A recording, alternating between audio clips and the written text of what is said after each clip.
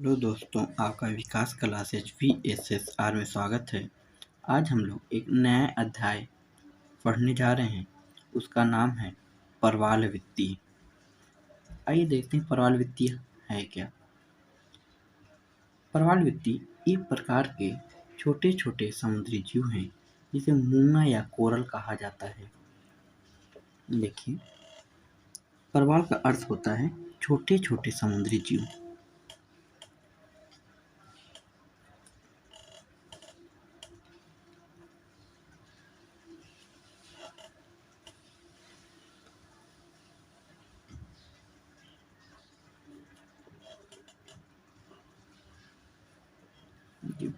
और वित्ती का मतलब होता है दीवार। ठीक है। और इसी को हम लोग जो छोटे छोटे जो समुद्री जीव हैं, इसी को हम लोग मूंगा या कोरल कहते हैं।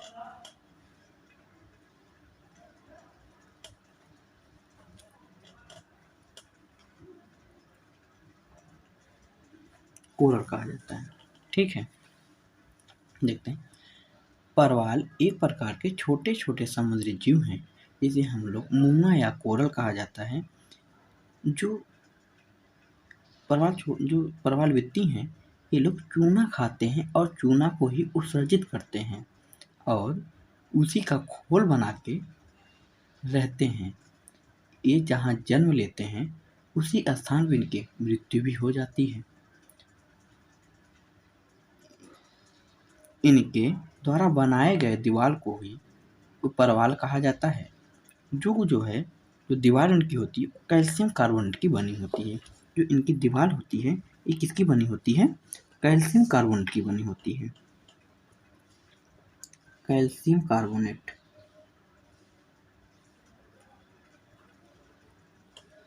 Calcium carbonate. ठीक है, कैल्शियम कार्बोनेट की बनी होती हैं।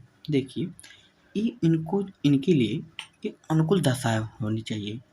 इनको पनपने के लिए एक अनुकूल दशा होनी चाहिए।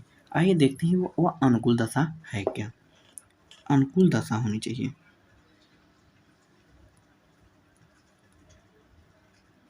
अनुकूल दशा, अनुकूल दशाएं होनी चाहिए। देखिए, ये आपकी है पृथ्वी, ये आपका 0 डिग्री विषुवत रेखा, ये है उष्णकटिबंधीय 30 डिग्री साउथ, 30 डिग्री नॉर्थ। देखिए, जो परवाल वित्तियां हैं, जो छोटे छोटे जो परवाल वित्तियां हैं, ये उष्णकटिबंधीय क्षेत्रों में पाए जाने वाले समुद्री जीव हैं। ठीक है। और जो परवाल वित्ती हैं उनको पनपने के लिए कुछ ताप की आवश्यकता होगी, कुछ लवणता भी होनी चाहिए और कुछ गहराई भी होनी चाहिए। आइए देखते हैं, जो परवाल वित्तियां हैं उनको जो है कितना कितना ताप की आवश्यकता होती है। तापमान 20 से 22 डिग्री तापमान होना चाहिए। कभी कभी 21 भी दिया रहता है, आप लोग घबराइएगा मत। आपको इस वीडियो में वही चीज़ें दी जाएंगी जो फैक्ट हो, जो परीक्षा में पूछे जाते हैं। कभी कभी इसकी लवणता भी पूछती है। लवणता कितनी है? 27 प्रति 1000 ग्राम। और गहराई कितनी है? कितनी गहराई में पाए जाते हैं? 30 से 35। अगर कभी कभी आपसे फायदा में अगर पूछ ले तो कितने फायदे में रहते हैं तो 180 से 200। ठीक है। देखिए, इनको पनपने के लिए एक जलमग्न चबूतरे की आवश्यकता होती है। जैसे आप लोग गांव वगैरह में देखे होंगे कि तालाब हुआ या पोखरा हुआ, उसमें कुछ उसके किनारे कुछ चबूतरे बनाए जाते हैं। जो चबूतरे जो बनाए जाते हैं उसमें जब पोखरे या जल का जलस्तर जब इससे ऊपर उठ जाता है तो देखिए उसके किनारे जो चबूतरा बना रहता है उसमें हरे रंग की काई हो जाती। उसी प्रकार से ये भी है, ये समुद्र में पाए जाते हैं। जैसे या ना तो तट के दूर रहते हैं और ना तो तट के किनारे पाए जाते हैं, या अत्यधिक अवसादों के कारण इनके मुख भर जाते हैं, जिस कारण इनकी मृत्यु हो जाती है। यह प्रवालभित्तियाँ जो है तट से दूर भोजन के अभाव में भी इनकी मृत्यु हो जाती है। जैसा कि आप लोग जानते हैं कि अगर तट के किनारे रहेंगे तो इनके मुख में अवसाद भर जाएंगे, तभी ये जीवित नहीं रह पाएंगे, और जैसे ये दूर जाते हैं तभी ये भोजन के अभाव में इनकी मृत्यु हो जाएगी। ठीक है, अब हम लोग देखते हैं प्रवालभित्ति के प्रकार, ये कितने प्रकार के पाए जाते हैं। हम इसके बारे में हम लोग देखेंगे और हम लोग फिगर बना के भी देखेंगे, इसको समझेंगे। ठीक है, अगर आप लोगों को अगर यह वीडियो अच्छा लग रहा हो तो अपने दोस्तों के साथ शेयर करना ना भूलें और सब्सक्राइब जरूर करें। आइए हम लोग देखते हैं कि कितने प्रकार के पाए जाते हैं, और हम लोग साथ में ये भी देखेंगे इसके कितने सिद्धांत होते हैं। हम लोग उसके भी बारे में चर्चा करते हैं। देखिए, प्रवालभित्तियाँ के प्रकार यह 3 प्रकार के होते हैं। आइए देखते हैं कौन कौन से होते हैं। तटीय प्रवालभित्तियाँ, अवरोधक प्रवालभित्तियाँ, एटार या वलयाकार प्रवालभित्तियाँ, ये 3 प्रकार की प्रवालभित्तियाँ पाई जाती हैं। नंबर 1 हम लोग देखते हैं प्रवालभित्तियाँ है क्या। देखिए, प्रवालभित्तियाँ ये तट के सहारे फैली हुई प्रवालभित्तियाँ हैं, जिसे हम लोग तटीय प्रवालभित्तियाँ कहते हैं। ठीक है, अब बात आती है नंबर 2 अवरोधक प्रवालभित्तियाँ। ये है क्या अवरोधक प्रवालभित्तियाँ। देखिए, यह समानांतर लेकिन तट के दूर फैली हुई प्रवालभित्तियाँ हैं, जिसे अवरोधक प्रवालभित्ति कहा जाता है। ये देखिए, तट से दूर है, जिसे अवरोधक प्रवालभित्ति कहा जाता है। जो विश्व के सभी प्रवालभित्तियों में सबसे बड़ी प्रवालभित्ति है, जिसे ऑस्ट्रेलिया के उत्तरी भाग के पूर्वी भाग में क्वींसलैंड प्रांत के पूर्व में स्थित ग्रेट बैरियर रीफ है, जिसे हम लोग पानी का बगीचा भी कहते हैं। जो ग्रेट बैरियर रीफ है, इसको हम लोग पानी के बगीचा के नाम से भी जानते हैं। जो ग्रेट बैरियर रीफ है,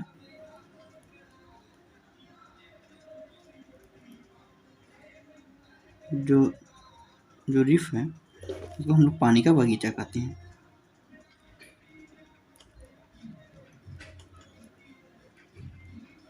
जो पानी का बगीचा कहते हैं। ठीक है, समझ में आया कि नहीं आया। अब हम लोग देखते हैं तीसरा, हम लोग देखेंगे एटाल या वलयाकार प्रवालभित्तियाँ। देखो, ये जो है ये ताड़ के वृक्ष हैं।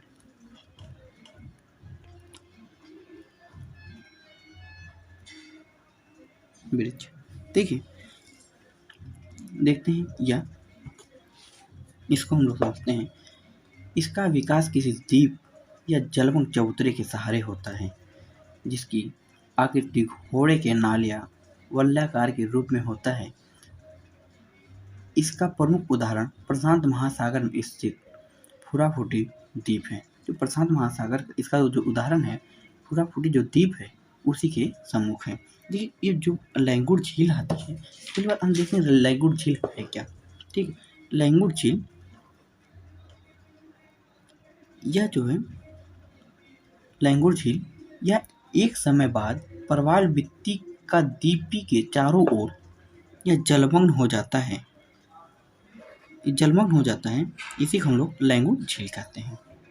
ठीक है, अब हम लोग चलते हैं प्रवालभित्ति के कुछ सिद्धांत हैं, जहाँ से क्वेश्चन अधिकतर पूछे जाते हैं। आइए हम लोग उसको देखते हैं। प्रवालभित्ति के सिद्धांत जहाँ से क्वेश्चन पूछे जाते हैं। प्रवालभित्ति के जो सिद्धांत होते हैं, नंबर 1 अवतरण सिद्धांत किसने दिया है, डार्विन ने। संशोधन अवतरण सिद्धांत किसने दिया है, डेविस ने। स्थल स्थिति सिद्धांत किसने दिया है, वर्रे ने। हिमानी नियंत्रण सिद्धांत किसने दिया है, डेली ने। और क्रिस्टालर शासन सिद्धांत किसने दिया है, याविया ओसाने ने। ये आपसे यही पूछा जाएगा प्रवालभित्ति में कि अवतरण सिद्धांत किसने दिया है, डार्विन ने। पूछ लिए हिमानी नियंत्रण सिद्धांत किसने दिया है, डेली ने। और आपसे स्थल इसे सिद्धांत पूछ ले कौन किसने दिया है, तो मर्रे ने दिया है। ठीक है, अब आइए हम लोग एक एक को लेकर पढ़ते हैं है क्या। जो आपसे क्वेश्चन इतना ही पूछा जाएगा, इससे बाहर से कुछ भी नहीं पूछा जाएगा। ठीक है, हम फिगर बनाते हैं, उसके बाद हम लोग समझेंगे अवतरण सिद्धांत है क्या।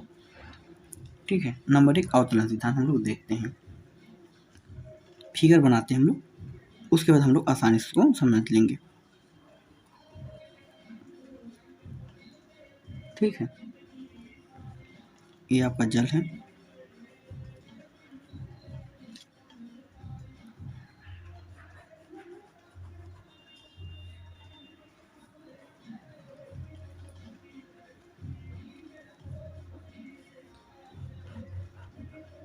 देखिए कैसे भी बन रहा है, आप उसको मैनेज कर लीजिए। तो भाई जल्दी जल्दी हम बना रहे हैं। इसको बोलते हैं तटीय परवाल वित्ती। ठीक, एक चित्र नंबर 1 है ये।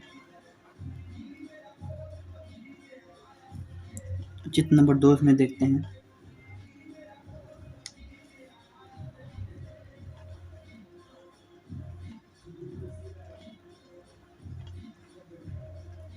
ये आपका जल है,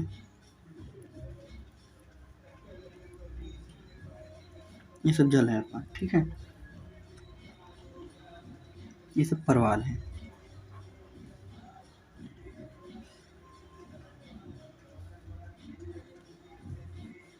ये आपका जल है सब। ठीक है, ये सब जल है।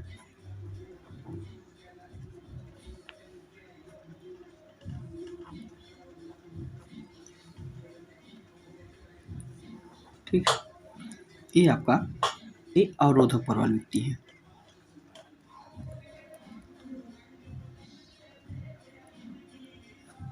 अवरोधक परवाल वित्ती,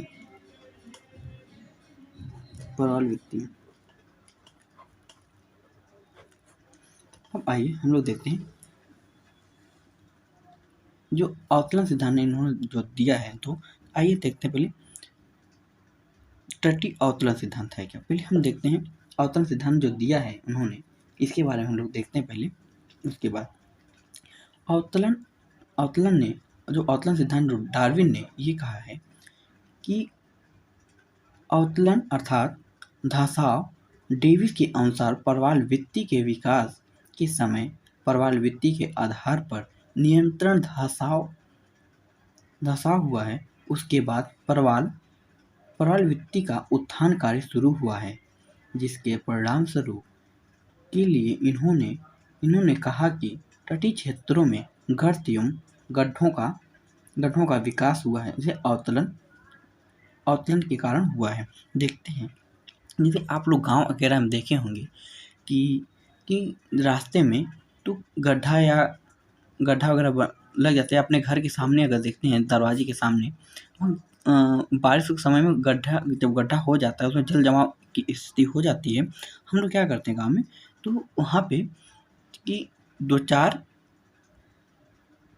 खांची या 2-4 बोरा जो है मिट्टी लाकर डाल देते हैं, या ईटा पत्थर लाकर डाल देते हैं कि वो पट जाए। हम लोग तब तक डालते रहते हैं जब तक कोई कठोर भूखंड ना मिले। जैसे हमारी जो पृथ्वी है वो भी तो किसी कठोर भूखंड पे तो टिकी है, हम तब तक उस पे डालते रहते हैं जब तक कठोर भूखंड ना आ जाए, और उसका बार बार उत्थान होगा तब फिर हम उसको क्या करें, दबाने की कोशिश करेंगे, एक समतल लेवल में हो जाए। ठीक है, अब बात आती है तटीय परवाल वित्ती है क्या। देखिए, तटीय परवाल वित्ती तट के सहारे या किसी द्वीप के सहारे फैले हुए परवाल वित्ती को हम लोग तटीय परवाल वित्ती कहते हैं।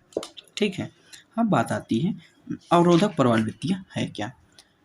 अवरोधक परवाल वित्ती किसे कहते हैं, जब इन परवाल वित्तियों का विकास हो जाता है, उसी को हम लोग अवरोधक परवाल वित्ती कहा जाता है। ठीक है, अब बात आती है एक समय बाद जब परवाल वित्ती का द्वीपी के चारों ओर विकास हो जाता है, तो जिस कारण द्वीप के चारों ओर जलमग्न हो जाता है, उसे हम लोग लैंगूर झील कहते हैं। जैसे ये कोई द्वीप है। ठीक है, ये कोई द्वीप है। द्वीप के अगर चारों ओर इसका विकास हो चुका हो, उसके चारों ओर यह जलमग्न हो जाता हो, इसी को हम लोग लैंगूर झील कहते हैं। क्या कहते हैं? लैंगूर झील कहते हैं। ठीक है। स्थल स्थिर सिद्धांत किसने दिया है? मर्रे ने दिया है। आइए हम लोग उसके बारे में थोड़ा सा देखते हैं। नंबर 3, स्थल स्थिर सिद्धांत किसने दिया है? मर्रे ने दिया है। आइए हम लोग उसको देखते हैं। स्थल स्थिर सिद्धांत किसने दिया है? मर्रे ने। ये आपसे क्वेश्चन पूछे जाते हैं। आइए हम लोग इसके बारे में लोग देखते हैं। इसमें भी एक फिगर बनता है, हम फिगर बना के हम लोग इसको देखेंगे। ठीक है। यह एक चबूतरा है।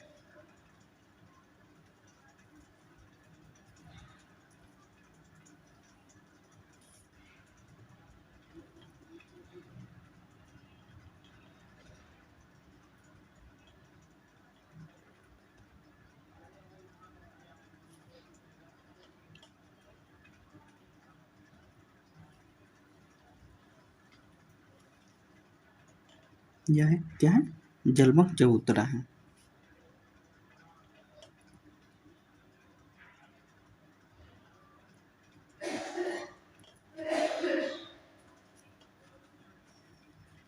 यह आपका सागर है।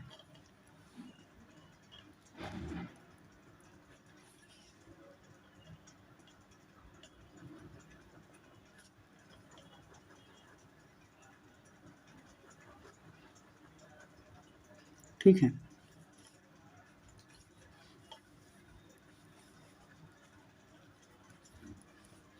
देखिए, हम इसके बारे में थोड़ा सा चर्चा करें। डार्विन ने जो स्थल सिद्धांत है, मर्रे ने क्या कहा है, इन्होंने डार्विन के अवतरण सिद्धांत का अवलोकन किया है और बताया है कि प्रवाल भित्ति का विकास किसी जलमग्न चबूतरे के सहारे होता है। ठीक है, सहारे होता है, जहाँ एक समय बाद प्रवाल भित्ति जल के ऊपर दिखाई देने लगती है, जिसे हम लोग लैंगूर झील का निर्माण कहा जाता है। ये जो प्रवाल भित्तियाँ हैं, एक समय बाद यह ऊपर दिखाई देने लगती हैं, इसी को हम लोग कहते हैं। ठीक है। अब बात आती है हिमानी स्थल सिद्धांत। नंबर 4 आता है हिमानी नियंत्रण सिद्धांत। किसने दिया? डेली ने। देखते हैं हिमानी नियंत्रण सिद्धांत किसने दिया है? डेली ने। हिमानी नियंत्रण सिद्धांत किसने दिया? डेली ने। इसका आविष्कार कब हुआ था? इसका आविष्कार जो है प्लेस्टोसीन काल में हुआ था। क्या हुआ था? प्लेस्टोसीन काल में। प्लेस्टोसीन काल में इसमें जो है 4 हिमयुग आए थे। उस वक्त जो है 4 हिमयुग आए थे। यह क्वेश्चन पूछे जाते हैं, प्लेस्टोसीन काल में कितने हिमयुग आए थे? 4 हिम। गुंज, रिज्म, बुर्म। गुंज, मिले, रिस, बुर्म। यही आपसे क्वेश्चन पूछे जाते हैं। ठीक है। इनके अनुसार धरातल पर प्लेस्टोसीन काल में 4 हिमयुग आए। ठीक है। आपसे जो क्वेश्चन पूछे बस यही इतना 4 पूछा जाता है। ठीक है। अब बात आती है क्रिस्टालर शासक सिद्धांत किसने? यावे ओसाने ने दिया। आइए इसके बारे में थोड़ा सा देखते हैं हम। इन्होंने क्या कहा था? इन्होंने कहा कि धरातल पर कोई प्रवालभित्तियां नहीं है, बल्कि धरातली सतह पर कैल्शियम कार्बोनेट का विस्तार था, जहाँ वर्षा के जल के कारण घुलनशील प्रक्रिया द्वारा जहाँ तहाँ गड्ढों का निर्माण हुआ है, जिसे हम लोग अवरोधक प्रवालभित्ति देखें। प्रवाल एक प्रकार के छोटे छोटे समुद्री जीव हैं, जिसे मूंगा या कोरल कहा जाता है, जो चूना खाते हैं और चूना उत्सर्जित करते हैं और उसी का खोल बना के रहते हैं। अर्थात जहाँ जन्म लेते हैं उसी स्थान पर उनकी मृत्यु हो जाती है। इनके द्वारा बनाए गए दीवार को परवाल कहा जाता है, जो कैल्शियम कार्बोनेट के बने होते हैं। अनुकूल दशाएं देखते हैं। यह उष्णकटिबंधीय क्षेत्रों में पाए जाने वाले समुद्री जीव हैं। इनको पनपने के लिए एक जलमग्न चबूतरे की आवश्यकता होती है। यह ना तो तट के निकट ना तो तट से दूर पनपते हैं, क्योंकि तट के निकट अत्यधिक अवसाद के कारण इनके मुख भर जाते हैं, जिस कारण इनकी मृत्यु हो जाती है। तट से दूर भोजन के अभाव में इनकी मृत्यु हो जाती है। देखिए, परवाल वृत्ति के प्रकार देखते हैं। तटीय परवाल वृत्ति, अवरोधक परवाल वृत्ति और एटारे वलयाकार परवाल वृत्तियाँ। तट के सहारे फैले हुए परवाल वृत्ति जिसे तटीय परवाल वृत्ति कहा जाता है, जैसे लक्षद्वीप समूह। अवरोधक परवाल वृत्ति, तट के समानांतर लेकिन तट से दूर फैले हुए परवाल वृत्ति जिसे अवरोधक परवाल वृत्ति कहा जाता है, जो विश्व के सभी परवाल वृत्ति हैं। ऑस्ट्रेलिया के उत्तर पूर्व में या क्वींसलैंड प्रांत के पूर्व में स्थित ग्रेट बैरियर रीफ, जिसे हम लोग पानी का बगीचा कहते हैं। एटार वलयाकार परवाल वृत्तियाँ, इसका विकास किसी द्वीप या जलमग्न चबूतरे के सहारे होता है, जिसकी आकृति घोड़े के नाल एटार वलयाकार के रूप में होता है। इसका प्रमुख उदाहरण प्रशांत महासागर में स्थित फुराफूटी द्वीप पर है। देखते हैं परवाल वृत्ति के सिद्धांत। अवतरण सिद्धांत डार्विन ने, संशोधन सिद्धांत डेविस ने, स्थल स्थिति सिद्धांत मर्रे ने, हिमालय नियंत्रण सिद्धांत डेली ने और क्रिस्टालर शासन सिद्धांत यावे या ओसाने ने और परवाल वृत्ति संबंधित निजमन सिद्धांत डार्विन ने दिया है। आइए हम लोग इसके बारे में थोड़ा सा देखिए। अवतरण अर्थात धसाव। डार्विन के अनुसार परवाल वृत्ति के विकास के समय परवाल वृत्ति के आधार पर नियंत्रण धसाव हुआ और इसके बाद परवाल वृत्ति का उत्थान कार्य शुरू हुआ, जिसके परिणाम के लिए इन्होंने कहा कि तटीय क्षेत्रों में गर्त एवं खाड़ियों का विकास अवतरण के कारण हुआ है। तट के सहारे या किसी द्वीप के सहारे फैले हुए परवाल वृत्ति जिसे तटीय परवाल वृत्ति कहा जाता है। जब इस परवाल वृत्ति का विकास अधिक हो गया उसे अवरोधक परवाल वृत्ति कहा जाता है। एक समय बाद परवाल वृत्ति का द्वीप के चारों ओर विकास हो जाने के कारण द्वीप जलमग्न हो जाता है। वहाँ एटाल का निर्माण होता है। द्वीप के स्थान पर लैंगूर झील का निर्माण होता है। अब बात आती है स्थल स्थिति सिद्धांत मर्रे ने क्या दिया है, इसके बारे में थोड़ा देखते हैं।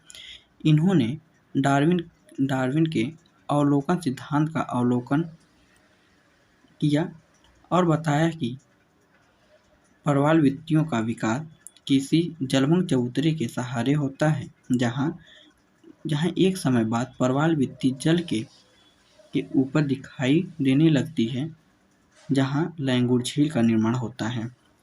हिमालय नियंत्रण सिद्धांत डेली ने क्या कहा, उन्होंने क्या कहा, इनके अनुसार धरातल पर प्लीस्टोसीन काल में 4 हिमयुग आए, जिस कारण समुद्री जल स्तर नीचे चला जाता था और समुद्री जल का तापमान कम होने के कारण परवाल नीचे चले जाते थे।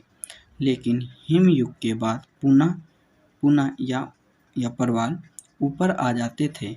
इसी प्रक्रिया द्वारा धरातल पर परवाल वृत्ति का विकास हुआ। अब बात करते हैं क्रिस्टालर शासन सिद्धांत यावे या ओसाने ने। इन्होंने कहा कि धरातल पर कोई परवाल वृत्तियाँ नहीं हैं, बल्कि धरातली सतह पर कैल्शियम कार्बोनेट का विस्तार था, जहाँ वर्षा के जल के कारण घुलनशील प्रक्रिया द्वारा जहाँ गड्ढों का निर्माण हुआ, जिसे तटीय अवरोधक परवाल वृत्ति कहा जाता है। अगर आप लोगों को अगर यह वीडियो अच्छा लग रहा हो तो अपने दोस्तों के साथ शेयर करना ना भूलें और चैनल को लाइक सब्सक्राइब करें। अगर आप लोग ऐसा ही वीडियो चाहते हैं तो आज के लिए इतना ही। धन्यवाद।